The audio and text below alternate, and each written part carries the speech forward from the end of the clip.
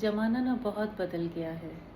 पहले संयुक्त परिवार होते थे और सभी एक दूसरे का सम्मान करते थे, साथ में रहते थे, ख़्याल रखते थे। जो घर में सीनियर सिटीज़न्स होते थे, तो उनके बच्चे, उनके बच्चों के बच्चे सब मतलब एक दूसरे के लिए एक हेल्पफुल पर्सन का काम करते थे। मतलब सब आपस में सहयोग और किसी को मतलब ऐसा नहीं लगता था कि कोई हमारे लिए अवेलेबल नहीं है।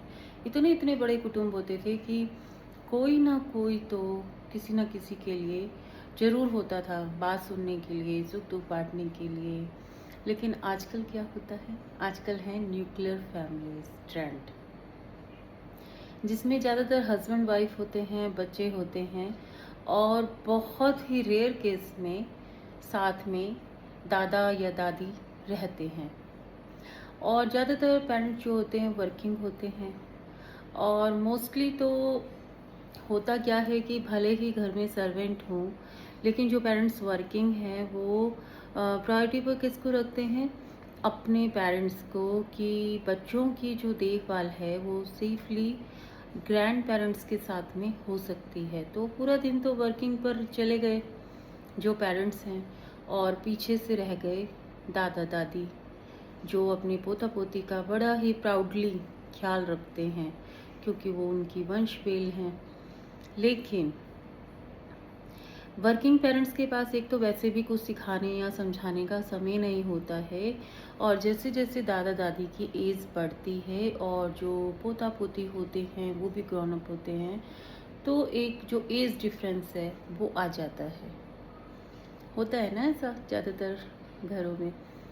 तो क्या होता है कि अब जैसे कि for example summer vacation start हो चुके हैं मोस्टली हर स्टेट में।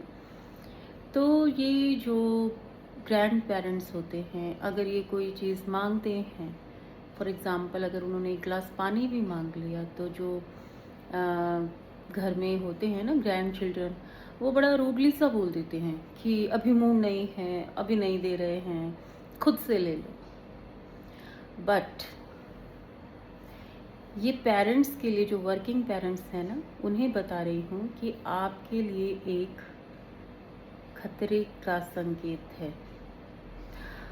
आप याद रखिएगा, बच्चे जो व्यवहार अपने दादा दादी के साथ करना शुरू करते हैं ना, वही व्यवहार उसके वो आदी हो जाते हैं, वो पेरेंट्स को भी फेस करना पड़ता है।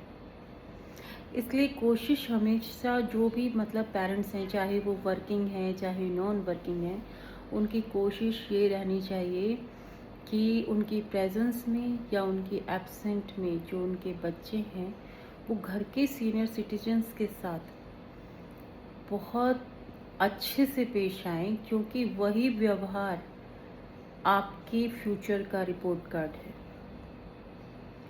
तो इसीलिए जो भी वर्किंग पेरेंट्स हैं या जो भी पेरेंट्स हैं जिनके घर में सीनियर सिटीजन्स रहते हों, उनको स्पेशली अपने बच्चों को बैठकर एज ए पेरेंट काउंसलिंग करनी चाहिए कि आपको अपने ग्रैंड पेरेंट्स से इस तरह से व्यवहार करना है। क्योंकि उसके बाद आपको उन्हें ये नहीं सिखाना पड़ेगा कि एक एज के बाद उन्हें आपसे कैसे व्यवहार करना है। क्योंकि जो छोटे बच्चे होते हैं वो एक कच्ची मिट्टी की तरह होते हैं। जैसे कुम्हार मिट्टी से कोई भी आकार देकर कोई भी मिट्टी का रूप बना देता है, वो उससे घड़ा भी बना सकता है, वो उससे मूर्ति भी बना सकता है। इसी तरह जो बच्चे होते हैं ना, वो सबसे पहले बैड बिहेवियर्स का जो स्टार्ट होता है, उनका जो बिहेवियर वो स्टार्ट होता है घर की सबसे मजबूत रीढ़ की हड्डी, लेकिन उनके लिए कमज़ोर कड़ी। क्योंकि वो जो ग्रैंड पेरेंट्स होते हैं वो पोता पोती को बहुत प्यार करते होते हैं उनके साथ, कि उनको पता है कि हम रूड बिहेव करेंगे तो भी रिप्लाई कुछ नहीं होगा, क्योंकि दादा दादी में तो जान बसती है, पोता पोती में तो जान बसती है ना दादा दादी की। लेकिन ये धीरे धीरे काम को टालना, काम को मना करना, ये आगे चल के पेरेंट्स के लिए बहुत बड़ा खतरा है। तो अपने बच्चों को बिगड़ने की शुरुआती स्टेज से ही रोकना शुरू करें। दूसरा, अब जैसे गर्मियों की छुट्टियां पड़ गई हैं तो उनको बाहर जो आजकल एक ट्रेंड चल निकला है, पेरेंट्स बहुत सारी एक्टिविटीज़ में बच्चों को डाल देते हैं। कोई डांस सिखा रहा है, कोई स्विमिंग सिखा रहा है, कोई पेंटिंग सिखा रहा है, कोई आर्ट क्लासेस ज्वाइन करा रहा है, मतलब कुछ भी करवाएंगे।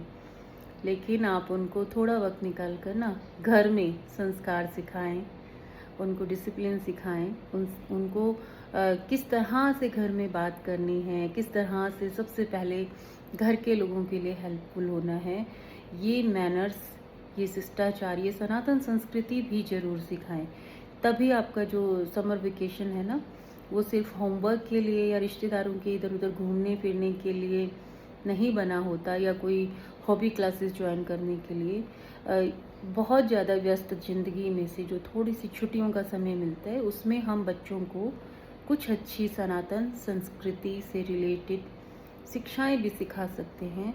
वो हम अपनी शुरुआत घर से कर सकते हैं। हम ढेरों हॉबी क्लासेस में बच्चों को इन्वॉल्व करते हैं, बट हम उन्हें सिखाएं कि घर के काम कैसे किए जाएं, कैसे हेल्प की जाए, किस तरह से जो एक नैतिक शिक्षा टाइप जो होता है ना, वो क्लासेस आप एज ए पेरेंट घर में लगाएं, अपने आप से लगाएं। थोड़ा वक्त अपने बच्चों के लिए निकालें, उनके अच्छे फ्यूचर के लिए, उन्हें एक अच्छा इंसान, एक अच्छा नागरिक बनाने के लिए, और उनको बाकी सब चीज़ों के साथ साथ एक गुड बिहेवियर पर्सन बनाने का जो एक जिम्मा है, वो हर पेरेंट्स को उठाना चाहिए।